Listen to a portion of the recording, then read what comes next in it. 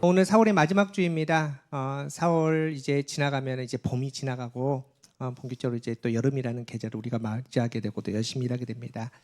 사실은 이 4월 마지막 지나면서 조금 아쉽기도 하지 않습니까? 예쁜 봄꽃들도 이제 다 떨어지고 또 아쉬운데 또 한편으로는 지금이 좀 제일 어중간한 것 같습니다. 예를 들어서 옷 입는 것도 여러분 되게 그죠? 아침에 이렇게 두꺼운 옷을 입어야 되나 반팔 입어야 되나 뭐 그렇게 어중간한데 이제 5월 넘어가서 또 우리가 열심히 일할 때 하나님께서 많은 일들이 있겠지만은 그 일들 가운데 하나님의 뜻이 이루어지고 하나님께서 하나님의 강하신 팔로 우리를 붙들어 주셔서 놀라운 열매를 거둘 수 있는 우리 모두 될 줄 믿습니다. 여러분들이 하는 모든 일들 가운데 또 가정 가운데 하나님께서 잘 되게 해주시 믿습니다. 잘 되실 겁니다. 우리 그런 마음으로 이렇게 한번 인사합시다. 잘 될 겁니다. 네. 우리 말씀 봅니다. 오늘 창세기 22장입니다. 1절에서 12절 말씀 우리 함께 교도하도록 하겠습니다. 제가 먼저 22장 1절 읽도록 하겠습니다. 그 일 후에 하나님이 아브라함을 시험하시려고 그를 부르시되 아브라함아 하시니 그가 이르되 내가 여기 있나이다.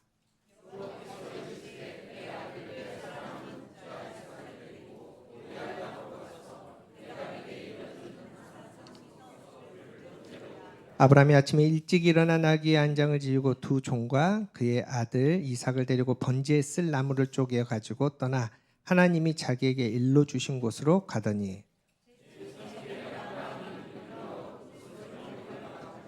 이에 아브라함이 종들에게 이르되 너희는 나귀와 함께 여기 있어서 기다리라. 내가 아이와 함께 거기 가서 예배하고 우리가 너희에게로 돌아오리라 하고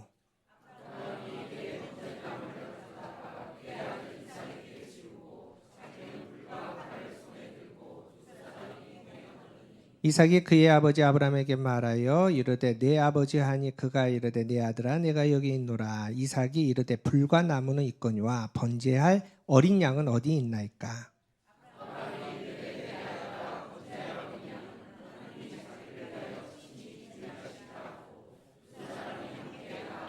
하나님이 그에게 일러 주신 곳에 이른지라. 이에 아브라함이 그곳에 제단을 쌓고 나무를 버려놓고 그의 아들 이삭을 결박하여 제단 나무 위에 놓고 여호와의 사자가 하늘에서부터 그를 불러 이르시되 아브라함아 아브라함아 하시는지라. 아브라함이 이르되 내가 여기 있나이다 하매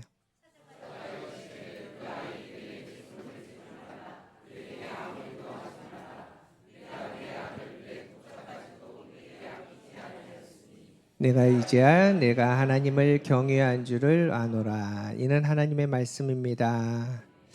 오늘도 복되고 거룩한 성일 특별히 4월의 마지막 주일입니다. 4월 한 달 동안 주신 은혜 또 마음에 품고 또 5월 가정의 달을 또 우리 기쁘게 맞이할 수 있는 특별히 우리 자녀들에서 좀 기도를 많이 해주기를 간절히 바랍니다. 이제 다음 주에 교회 오시면은 이제 벽에 얘들 손이 이렇게 다 그려져 있을 거예요. 그래서 가시면서 이렇게 애들 손에 우리의 손을 좀 맞추면서 우리 아이들 한 명 한 명을 놓고 좀 기도 많이 해줄 수 있는 우리가 되기 원합니다.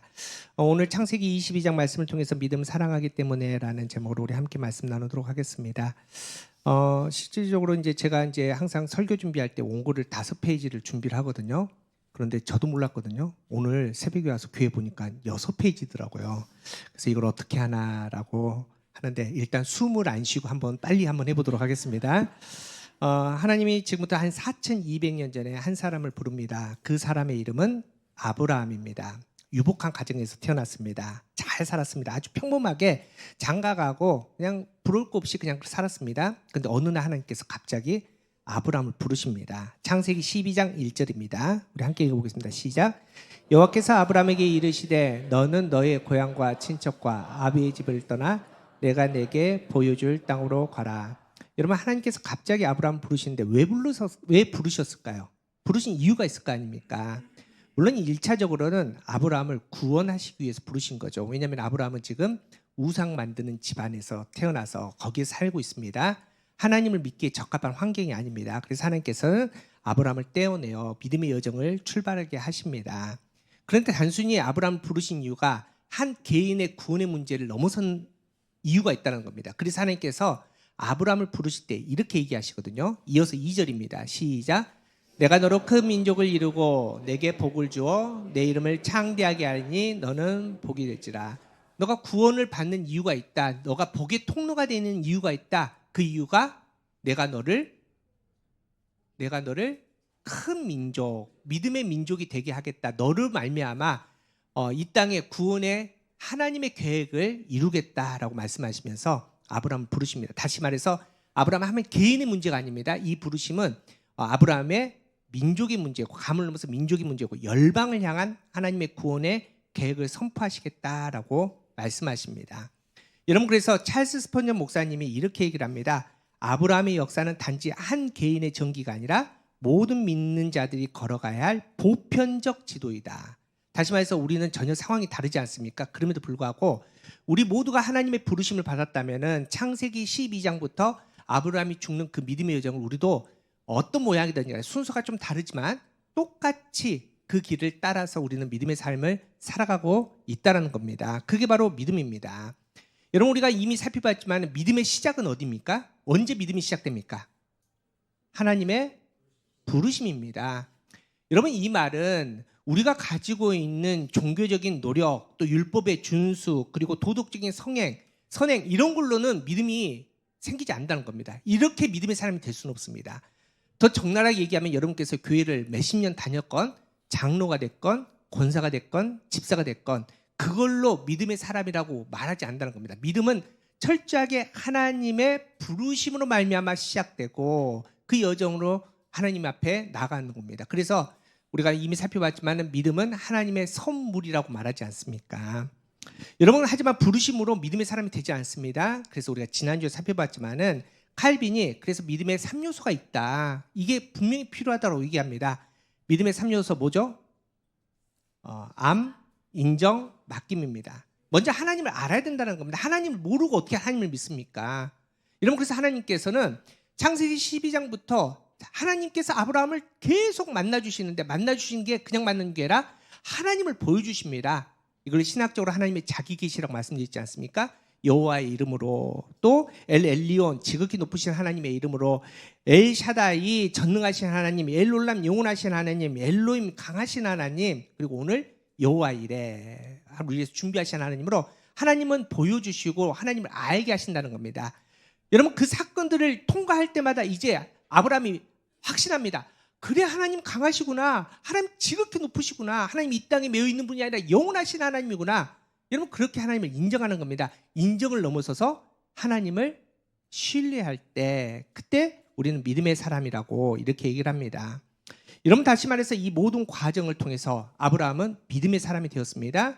그의 삶의 모든 생사화복과 모든 사건들을 통해서 하나님을 만나고 하나님을 알고 하나님을 인정하고 하나님을 신뢰함을 통해서 믿음의 사람으로 살아가게 되는 겁니다. 여러분, 다시 말해서 믿음은 우리가 단순히 믿고 하나님 나라에 간다, 여기서 끝나는 게 아닙니다.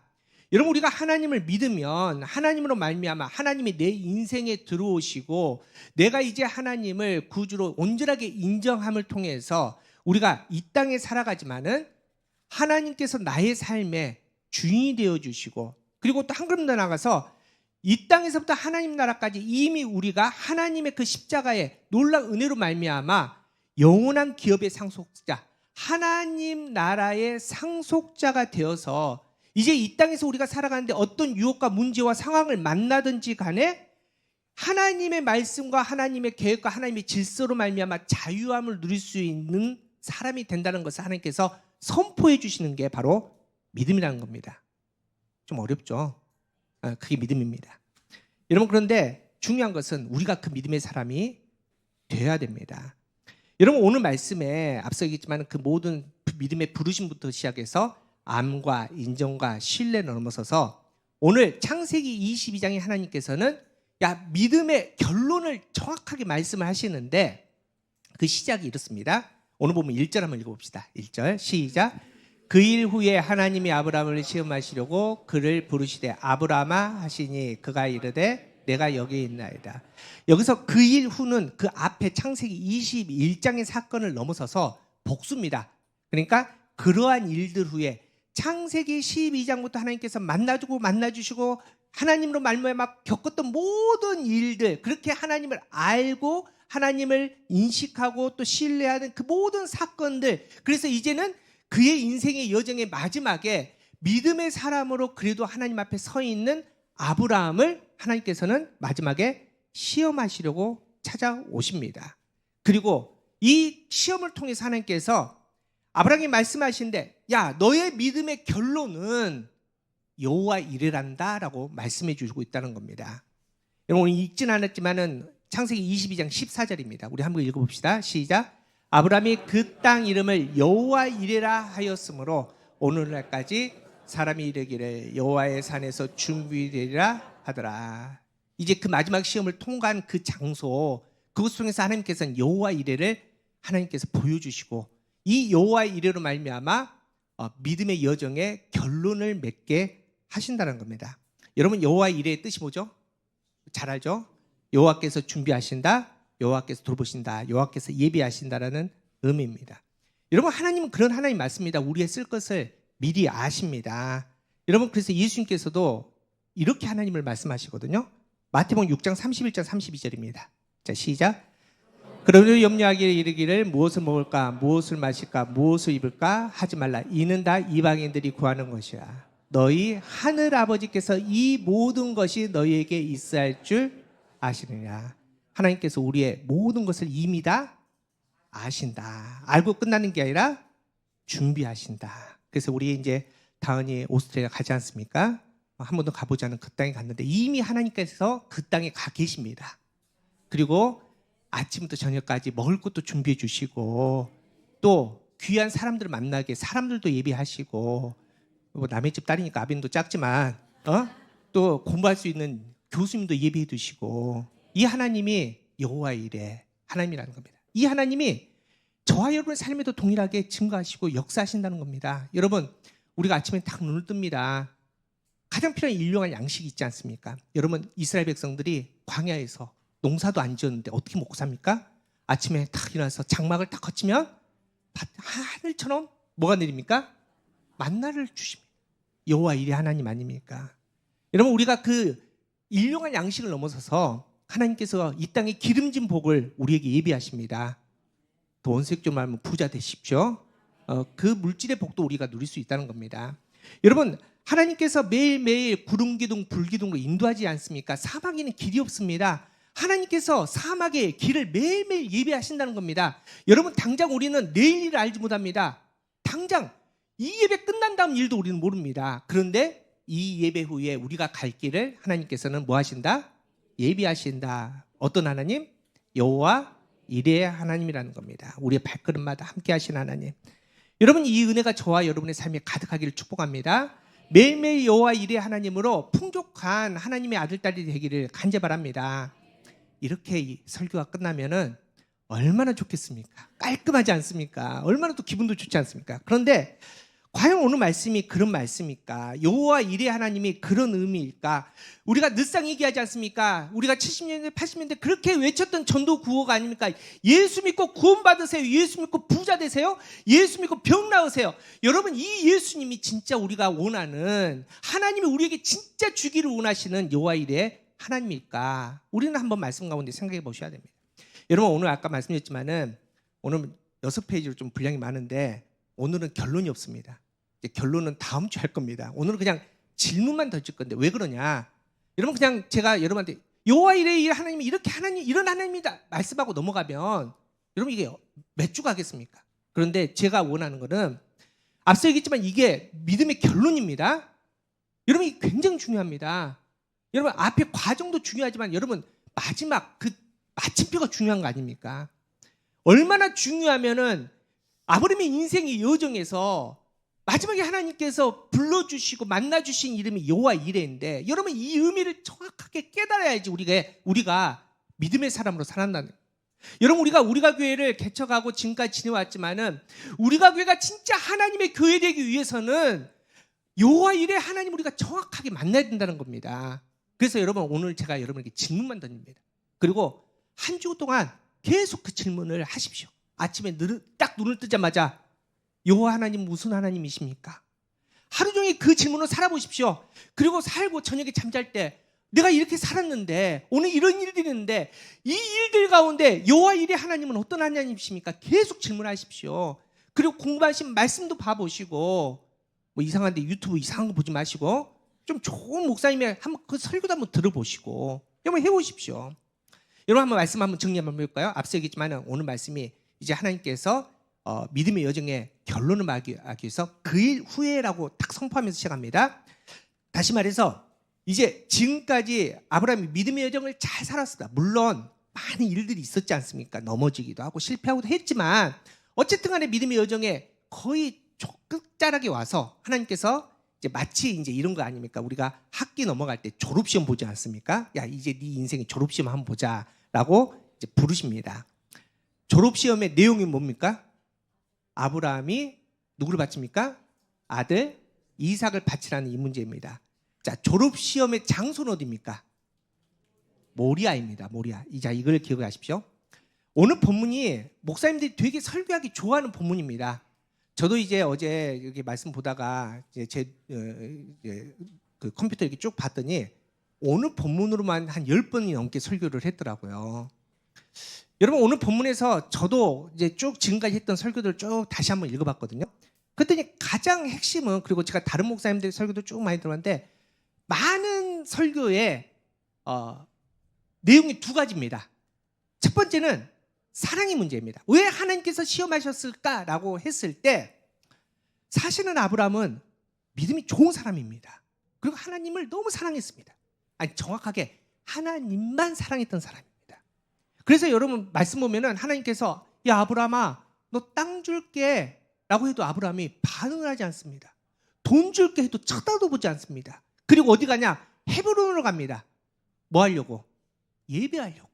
하나님 한 분으로 난 만족합니다. 나는 하나님 한 분이면 좋습니다. 이랬던 사람입니다. 그런데 그가 100세의 아들 이삭을 낳습니다. 신세계입니다. 눈에 넣어도 안 아픕니다. 매일매일 아들 이삭을 부르면서 매일매일 그를 보면서 하나님만 사랑했던 아브라함의 마음이 점점 이삭 쪽으로 조금씩 키웁니다. 하나님만 불렀던 아브라함이 자꾸 누굴 부릅니까? 하나님보다 이삭을 부르는 시간들이 더 많아지는 겁니다. 그래서 하나님께서 아브라함 부르신 겁니다. 여러분 그래서 시험 장소가 어디라고요? 모리아입니다. 그래서 모리아의 뜻은 어떤 뜻이냐면은 선택이라는 뜻을 갖고 있습니다. 다시 말해서 얼마나 이 아브라함이 아들 이삭을 사랑했냐면 하나님께서 아브라함을 부를 때 야, 네 아들 바쳐라 이게 아니라 오늘 보면 2절 보십시오. 어떻게 표현하면 자 읽어보겠습니다. 2절 시작. 여호와께서 이르시되 내 아들 내 사랑하는 독자 이삭. 여러분 보십시오. 그냥 아들이 아닙니다. 얼마나 아브라함이 이삭을 생각하고 이삭을 부르고 있으면 내 사랑하는 내 아들 내 사랑하는 독자 이삭을 바치라고 명령합니다. 이런 아브라함의 마음을 하나님께서는 자 모리아산에서 너 선택해봐. 하나님이냐 이삭이냐 이거 시험이다. 이거를 하나님께서 물어보시려고 확인하시려고 모리아산에 이 마지막 시험을 주셨다라고 저도 설교를 했고 많은 분들이 이렇게 설교를 합니다. 또 하나의 내용은 순종입니다. 내 아들 사랑하는 독자 이삭까지도 하나님의 명령에 따라서 번제로 바칠 수 있는 믿음의 순종. 하나님이 이 순종을 보고 싶다는 겁니다. 그래서 모리아에는 어떤 뜻이냐면은 보다라는 뜻이 있습니다. 하나님이 아브라함의 믿음을 보고 싶어하는 장소가 모리아인 겁니다. 확인하고 싶은 장소가 모리아입니다. 그래서 오늘 본문 그걸 보고 났더니 하나님께서 뭐라고 말씀하시냐면 오늘 본문 12절입니다. 자 시작. 사자가 이르되 그 아이에게 내 손을 대지 말라. 그에게 아무 일도 하지 말라. 내가 내 아들 내 독자까지도 내게 아끼지 아니하였으니 내가 이제야 내가 하나님을 경외한 줄을 아노라. 자, 너가 이제 믿음의 순종을 나에게 보였구나. 네 생명보다 소중한 네 아들, 네 독자까지도 이삭을 나에게 바쳤구나. 여러분 그래서 이 본문을 가지고 우리가 많이 들었을 겁니다. 아브라함의 믿음을 본받으십시오. 여러분 순종의 사람이 되십시오. 하나님이 명령하시면 순종하십시오. 그냥 우리는 아멘 안 하거든. 그죠? 이런 얘기 많이 들으셨죠? 거기서 한 걸음 또 더 나가지 않습니까? 목사가 얘기해도 순종하십시오. 이런 얘기도 많이 들었지 않습니까? 근데 과연 이 순종의 부분 때문에 아들을 바치라 했을까? 여러분 이겁니다. 여러분 어떻게 생각하십니까? 하나님께서 단순히 아브라함의 마음이 이삭을 좀 더 사랑하는 것 같아. 내가 이 마음이 나 이건 마음 나누기 싫어. 나 독차지 하고 싶어. 여러분 이거 확인하려고 아들 독자 이삭을 죽이라고 하셨을까요? 여러분 이게 얼마나 비윤리적입니까? 얼마나 비상식적입니까? 그럼에도 불구하고 이 부당한 것을 하나님이 하셨기 때문에 우리는 아멘 해야 됩니까? 여러분 주신 분도 하나님이시요 거두신 분도 하나님이기 때문에 하나님이 주셨으니까 하나님이 달라니까 우리가 아멘 해야 됩니까? 이 침묵은 긍정입니까 부정입니까? 저는 아멘이 안 되더라고요. 어떻게 하나님이 그런 하나님이 있을 수 있습니까? 여러분 하나님의 명령이니까 우리가 늘상 배웠듯이 하나님께 순종해야 되니까 하나님께서 말씀하시면 묻지도 말고 따지지도 말고 토도 달지 말고 아멘하는 게 믿음입니까? 여러분 저는 이게 이해가 안 돼요. 이게 납득이 안 돼요. 여러분 사실은 여러분 최소한 하나님이 이렇게 명령을 하실 수 있죠. 하나님이시니까. 근데 아브라함 입장 보십시오. 여러분 이삭이 아브라함에게 어떤 아들입니까? 물론 백세에 낳은 귀한 아들인데 그 이전에 영적으로 어떤 아들입니까? 하나님께서 이삭을 주시면서 뭐라고 주십니까? 여러분 창세기 17장 19절 보십시오. 자 시작. 하나님이 이르시되 아니라 내 아내 사라가 내 아들을 낳으리니 너는 그 이름을 이삭이라라. 내가 그와 내 언약을 세우리니 그의 후손에게 영원한 언약이 되리라. 자 이삭을 통해서 하나님께서 믿음의 역사를 써가시겠다. 다른 사람 안 된다. 이삭이어야 됩니다. 이 이삭을 통해서 민족을 이룬다. 이삭이다. 그런데 이 언약이 그냥 한 번 하는 언약이 아니래요. 무슨 언약이에요? 영원한 언약이래요. 그런데 이 이삭이 죽으면 어떡합니까? 하나님이 말씀하신 게 이루어지지가 않습니다. 하나님은 하신 말씀을 이루시는 신실하신 하나님인데 이삭을 죽으면 이 말씀이 이루어지지가 않는데 어떡합니까? 그러면 한번 물어보는 봐야죠. 여러분 물어보면 믿음의 삶 아닙니까? 하나님께서 영원한 약속을 주셨는데 언약을 주셨는데 여러분 하나님 이 이삭이 죽으면 하나님의 언약이 이루어지지 않는데 하나님 어떻게 해야 되나요? 물어는 봐야죠. 또 여러분 하나님이 싫어하는 것 참 많지만 그 중에 하나는 인신제사입니다. 자식 바치는 거 하나님께서 증오하십니다. 그래서 신명기 12장에도 하나님께서 이렇게 말씀하십니다. 네 하나님 여호와께서는 내가 그와 같이 행하지 못할 것이라. 그들은 여호와께서 꺼리시며 가증히 여기시는 일을 그들의 신에게 행하여 심지어 자기들의 자녀를 불살라 그들의 신들에게 드린도라. 하나님 너무너무 싫어하시는데 이걸 압니다. 아브라함이. 그러면은 내가 잘못 들었나? 하나님 진짜인가요? 라고 물어는 봐야죠. 여러분 그거 아닙니까? 또 여러분 한번 생각해 보십시오. 하나님께서 하나님의 말씀으로 이 땅에 직접 세우신 기관은 두 개밖에 없습니다. 뭐죠? 교회와 가정입니다. 가정과 교회입니다. 그래서 하나님은 교회와 가정을 깨는 것을 원치 않으십니다. 여러분 그런데 지금 창세기 22장 우리가 믿음이라는 주제로 설교를 하지만 여러분 그냥 이 사건 단순히 아들을 죽여라는 이 사건이 아브라함의 가정에 어떤 영향이 있었을까요? 물론 이거를 우리가 정확하게 성경에 없기 때문에 이렇다 저렇다 말할 수 없지만은 그냥 한번 좀 생각을 해보자고요. 여러분 또 이제 다 설교 듣고 이것만 또 생각하신 분 있는데 이거는 여러분 그냥 참고로 들으십시오. 그 그림 중에 1960년대 초반에 마르트 샤갈이라는 쓰는 그 사람이 그린 이삭의 희생이라는 그림이 있습니다. 근데 이게 참 아들을 죽이는 장면이 어둡지 않습니까? 근데 이상하게 이 화가는 알록달록하게 이 그림을 그렸습니다. 근데 이 그림에 특징들이 있습니다. 재밌는 특징들. 여러분 손을 한번 보십시오. 잘 안 보이시죠? 자 확대. 자 아브라함이 칼을 들고 있습니다. 손가락이 몇 개입니까? 제가 알려드릴게요. 6개입니다. 6개. 근데 그 손을 아브라함하고 그 손을 못 죽이게 막는 손이 있거든요. 천사의 손. 몇 개입니까? 샤갈이 실수했을까요? 그러다 보니까 하나 더 그렸네. 여기 하나 더 그렸어요. 저기 하나 덜 그려야지 이랬을까요? 이 샤갈인 사람이 굉장히 신학적으로 좀 공부를 했던 사람 같습니다. 뭐냐면은 여러분 우리는 손가락이 몇 개? 물론 이제 이렇게 말하면 안 되죠. 2개인 사람도 있고 3개인 사람도 있으니까. 근데 이제 보통 저는 5개인데 이제 보통 이제 5개를 가지고 태어나지 않습니까? 근데 여기에서 손가락이 하나 더 있다는 겁니다. 이 말이 뭐냐? 우리는 5개로 살아가는데 이거를 넘어서는 헌신입니다. 여러분, 아들을 죽이는 게 이게 말이 됩니까? 여러분, 여기서 아들, 딸 있는 사람, 나 하나님 명령하시면 바칠 수 있습니다.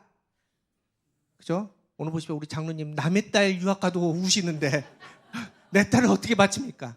우리 못 바치지 않습니까? 그런데 아브라함은 그걸 넘어서서 순종했다라는 표현도 있지만은 신학적으로 6이라는 숫자는 인간의 한계입니다. 인간의 불안성. 그러니까 여러분, 우리는 우와, 아브라함이 거룩한 순종을 했어, 완전한 순종을 했다 손치더라도 그 순종은 완전한 순종이다 아니다? 아니다라는 거예요. 하나님의 의도를 지금 잘못 생각하는 순종이다. 하나님의 뜻을 100% 이해하지 못한, 인간이 아무리 순종해도 하나님의 온전함에는 근처에 이르지도 못하는 순종이다. 그 얘기를 하는 겁니다. 천사가 손을 잡는데 손가락이 몇 개? 4개입니다. 여러분, 사실 사는 땅의 수입니다. 왜 하나님 나라의 손이 왜 4개로 표현됐느냐? 이러면 이겁니다. 하나님께서 창조하신 세계 전체, 보이는 세계 충만한 보편성, 이 땅에 있는 모든 동서남북, 봄, 여름, 가을, 겨울, 이 땅의 모든 열방을 표현하는 게 사입니다. 그러니까 하나님께서 단순히 인간 한 아브라함을 붙잡는 게 아닙니다. 이 사건을 통해서 누굴 만나 주십니까? 열방을 만나 주십니다. 4200년 후에 우리가 교회를 만나 주시는 겁니다. 지금 이 자리에 있는 여러분을 만지는 손이, 지금 아브라함아 부르는 손이 바로 그 손이라는 겁니다. 여러분, 그런데 재밌는 것은 이제 이삭이 짐을, 제단에 쓸 짐을 짊어지고 올라갔는데 재물이 없지 않습니까? 그래서 올라가다가 궁금하니까 아버지한테 물어봤습니다. 이상한데? 이거 좀 끔찍한데? 아버지, 재물 어디 있어요? 그런데 하나님이 예비하신다고 해놓고 올라가자마자 갑자기 자기를 착 잡아가지고 묶어서 제단 위에 탁 놓는 겁니다. 여러분, 이삭의 입장에서 한번, 이삭은 믿음의 사람일까요, 아닐까요? 믿음의 사람입니다. 이삭 분명히 잘 하나님을 알고 하나님 믿었습니다. 이삭이 하나님을 신뢰한 만큼 이삭은 또 누구를 신뢰했냐면은 아빠인 아브라함을 신뢰했던 사람, 그렇게 사랑을 많이 받았으니까. 근데 갑자기 아빠가 웃지도 않습니다. 얼굴이 싹 변하더니 쳐다보지도 않고 싹 묶어가지고 제단 위에 탁 앉히자마자 칼을 착 듭니다. 그러면은 그냥 입장 바꿔놓고, 여러분이 이삭 입장에서는 하나님이 말씀하시니 할렐루야, 내가 죽으면 죽으리다 이럽니까? 여러분, 우리 그냥 쳐다보고 남편 눈 손만 슉 해도 어떻게 합니까? 눈 감지 않습니까? 얼마나 이게 두렵습니까? 근데 칼을 들었습니다. 그러니까 이 샤갈이라는 사람이 그림을 근데 어떻게 기가 막히는데 이삭의 얼굴을 이렇게 그렸습니다. 한쪽 눈은 감고 한쪽 눈은 뜨게 그려놨습니다. 그러니까 한쪽은 믿음이 있습니다. 하나님의 그 마음, 하나님의 계획. 뭐 이때 당시는 이삭은 여호와를 못 만났으니까 뭔가를 예비하신 하나님에 대한 막연한 신뢰가 있었겠죠.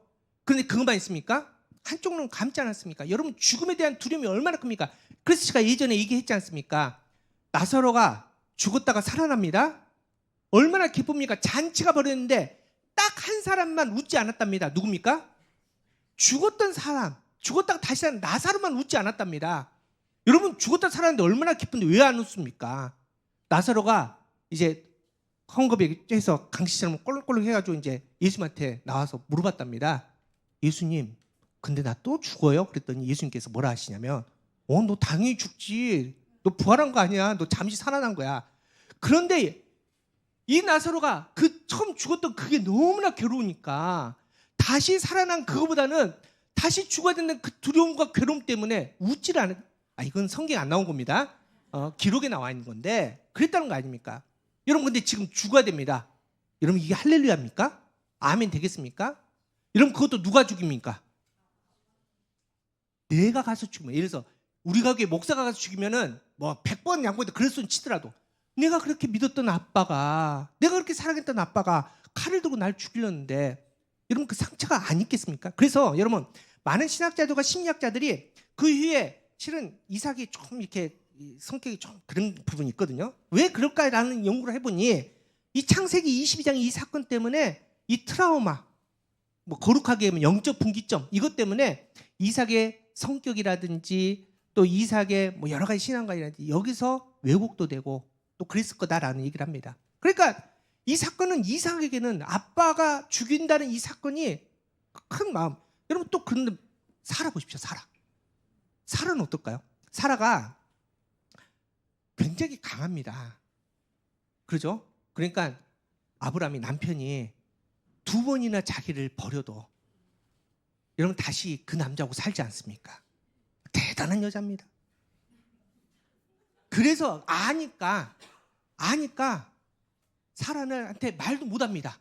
하나님 명령하시니까 맞춰야 되는데 나 아들 죽이러 간다 말도 못합니다. 근데 샤갈의 그림에 굉장히 재밌는 게 분명히 그 장소에 사라는 없습니다. 근데 일부러 그려놨습니다. 한번 보여주실래요? 저기 나무 뒤에 전체 그림 한번 보여주실래요? 전체 그림.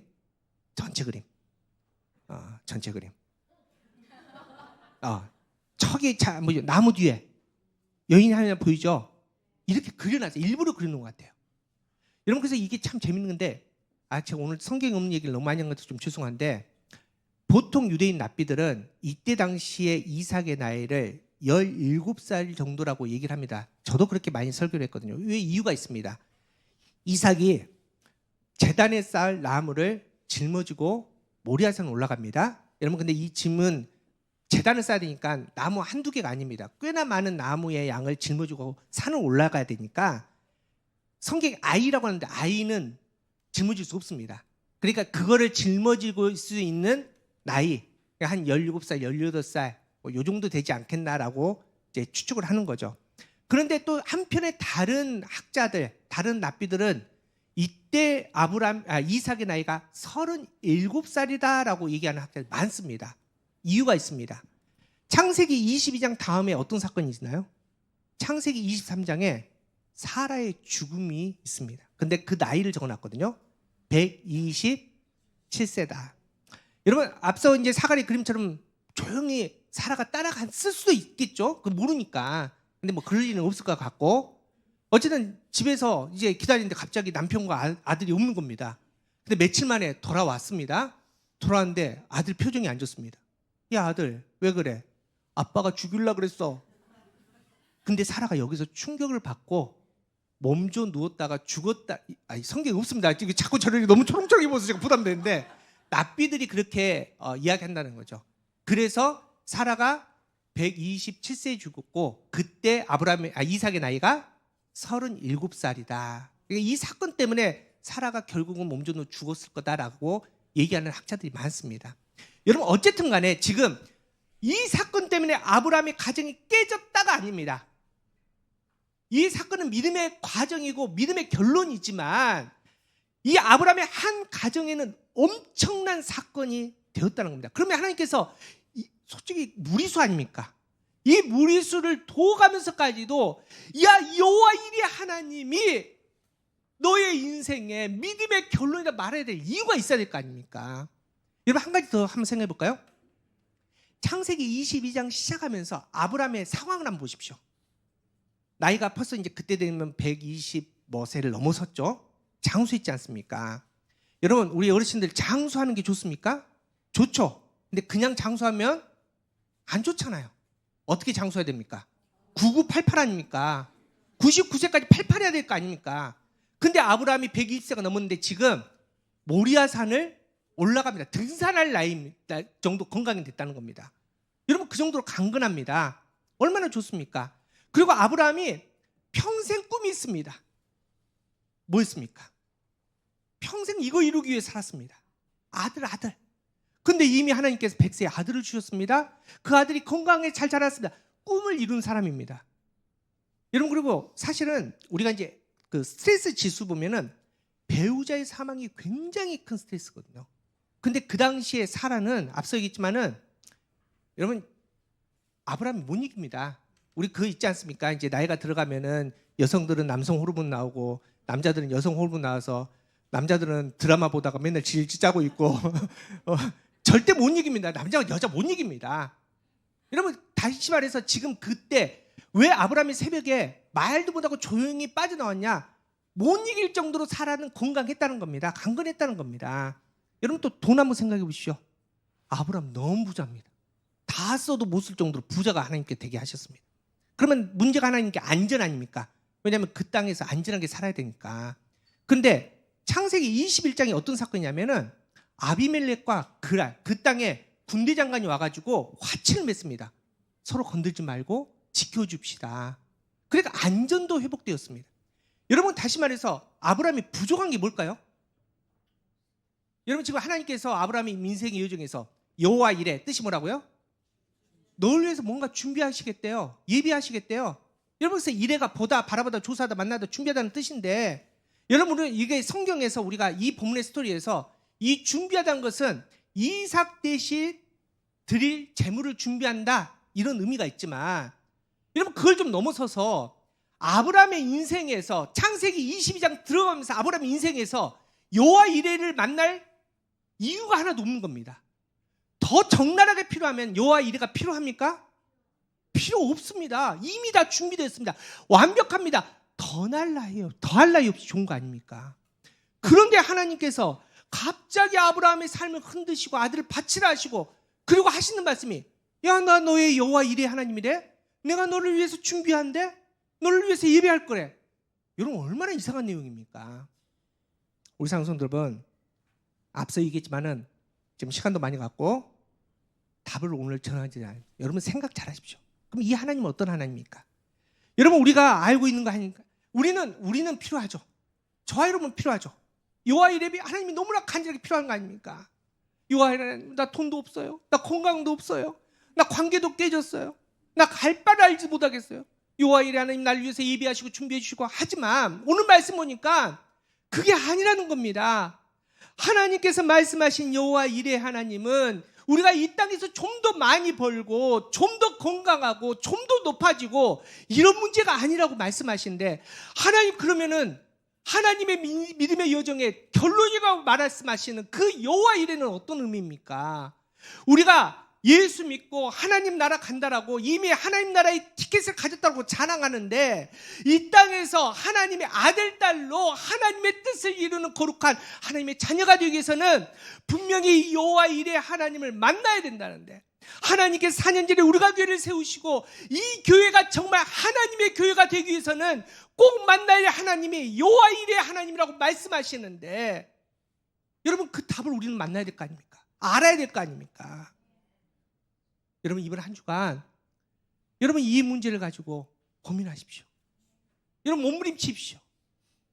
여러분, 우리가 예수 믿고 또 예수님께 하나님께 순종하고 아들까지 바치는 순종의 대가로 본받는 믿음이 하나님이 원하시는 믿음이 아니라고 한다면은, 하나님, 나는 이 땅에서 무엇을 위해서 살아야 됩니까? 하나님, 여호와 이레 하나님으로 오신 그 하나님께서 나에게 하시고 싶은 말씀은 무엇입니까? 나에게 무엇을 요구하고 싶으십니까? 내가 어떻게 하나님을 따라가야 됩니까? 여러분, 물으셔야 됩니다. 그 답을 찾으셔야 됩니다. 여러분, 제가 찾아드리지 않습니다. 여러분이 만나셔야 됩니다. 여러분이 찾으셔야 됩니다.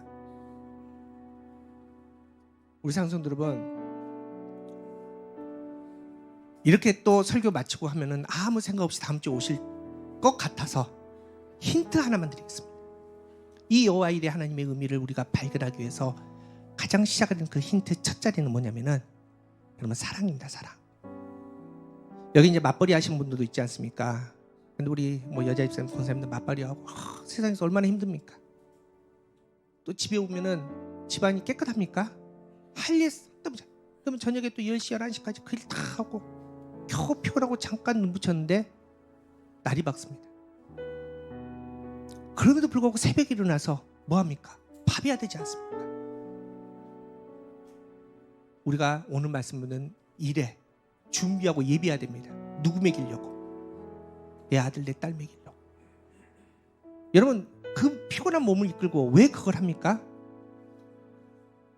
여러분, 사랑 말고는 설명이 안 되지 않습니까? 여러분, 이 사랑과는 비교도 하지 않는 그 하나님의 사랑이 우리에게 있다는 겁니다. 여러분, 이 사랑 말고는 우리가 해석이 안 되는 성경의 내용들이 너무나 많습니다. 그런데 여러분, 한번 보십시오. 힌트입니다. 하나님이 이 사랑 때문에 여호와 이레 되신다. 너희가 이 사랑 때문에 여호와 이레를 만나야 된다고 말하는데, 그러면은 성경에서 언제 하나님께서 우리를 사랑하셨다라고 말했을까? 직접적으로 말하신 그 말씀이 어디 있을까? 그게 요한복음 3장 16절입니다. 우리가 다 알고 있는 말씀. 자, 시작. 하나님이 세상을 이처럼 사랑하사 독생자를 주셨으니 이는 그를 믿는 자마다 멸망하지 않고 영생을 얻게. 여러분, 하나님께서 사랑하시는 분 말씀하시거든. 야, 내가 너에게 밥을 주고 너를 높게 해주고 너를 병을 낫게 해주고 내가 이걸 줘서 너를 사랑한다고 말하는 게 아니라, 하나님은 내 독생자 예수 그리스도를 너에게 준다. 이게 나의 사랑이다 라고 하나님 말씀하십니다. 자, 여기서부터 여러분 시작하십시오. 일주일 동안 여기서부터 고민하십시오. 그게 하나님의 사랑 가운데 여호와 이레는 뭘까? 내 인생의 여정에도 분명히 이 여호와 이레를 만나야 되는데 이 여호와 이레의 의미가 뭘까? 여러분이 생각하는 하나님의 수준과 하나님의 능력, 내 생각과 내 수준을 넘어서는 그 하나님의 그 사랑, 그 하나님의 계획, 하나님의 역사하심을 우리가 만나야 되는데 그 여호와 이레는 뭘까? 여러분, 정말 부탁드립니다. 이번 한 주간만은 아침에 딱 눈을 떠서 하나님, 기도 오래 할 필요 없습니다. 여호와 이레의 하나님, 내가 오늘 삶 가운데 그 하나님을 한번 만나기를 원합니다. 기도하십시오. 여러분, 죄송하지만 그렇게 기도하고 하루 종일 살아도 여러분 잘 모를걸요? 그러면 또 기도하십시오. 하나님, 내가 오늘 이런 일도 겪었고요, 이런 사람도 만났고요, 이런 상황도 했는데 하나님, 그 상황에서 아직도 잘 모르겠네요. 하나님, 이 상황 가운데서 나에게 말씀하신 여호와 이레 하나님의 의미를 하나님 나에게 좀 알려주세요. 여러분, 기도하십시오. 몸부림쳐 보십시오. 하나님은 여러분을 사랑하기에 분명히 말씀해 주실 줄 믿습니다. 그 여호와 이레를 하나님을 꼭 만나셔야 됩니다. 그래야지 여러분의 신앙이 땅에 매여 있지 않습니다. 여러분의 시선이 땅에 떨어지지 않습니다. 영원하신 엘 올람의 하나님과 이 땅에 살아있는 하나님의 풍요로움과 하나님의 자유로움을 누리게 될 줄 믿습니다. 그 사랑을 만날 수 있는 이번 한 주간 되기를 소망합니다.